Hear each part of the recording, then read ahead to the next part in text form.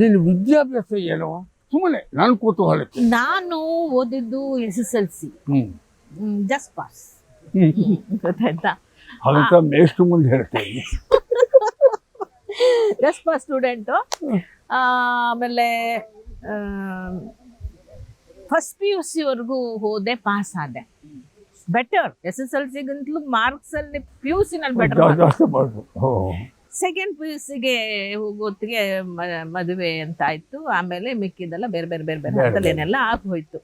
So ಹಾಗಾಗಿ ನನ್ನ ಓದುವ ಆಸಕ್ತಿ ಏನಿತ್ತಲ್ಲ ಅದು ನನ್ನ ತಾಯಿದು ಬಹಳ ಇತ್ತು. ಅದನ್ನು ಮಾಡಿರಲಿಲ್ಲ ನಾನು. ಮತ್ತೆ ನಾನು ನನ್ನ ತೇರದಾಳದ ಚುನಾವಣೆ 2008 ನಿಂತು ಸೋತ ನಂತರದಲ್ಲಿ ಮತ್ತೆ ಡೈರೆಕ್ಟ್ MA 95 ಕಟ್ಟಿದ್ದೆ ಮೈಸೂರು ಯೂನಿವರ್ಸಿಟಿನಲ್ಲಿ. ಆ ಮೈಸೂರು ಯೂನಿವರ್ಸಿಟಿಲಿ ಕಟ್ಟಿದಂತಹ ಸಂದರ್ಭದಲ್ಲಿ ಮಾಡೋಕ್ಕಾಗಲಿಲ್ಲ. ಆದರೆ ಆಗ SSLC ಇಂದ ಡೈರೆಕ್ಟ್ ಕಟ್ಟೋ ಅವಕಾಶ ಇತ್ತು. 18 ವಯಸ್ಸು ಅಲ್ಲ, ಮೈಸೂರು ಯೂನಿವರ್ಸಿಟಿ ಓಪನ್ ಯೂನಿವರ್ಸಿಟಿನಲ್ಲಿ. ಸೊ ಹಾಗಾಗಿ ಈಗ 2008, 9 and 10 ಲಾಸ್ಟ್ ಇರೋ ಚಾನ್ಸ್ ಮತ್ತೆ ಕೊಡಲ್ಲ, ಇದು ನೀವು ಮಾಡ್ಕೊಳ್ಳೋದ್ರೆ ಮಾಡ್ಕೊಳ್ಳಿ ಅಂತ ಎಲ್ಲರಿಗೂ ಒಂದು ಅವಕಾಶ ಕೊಟ್ಟರು.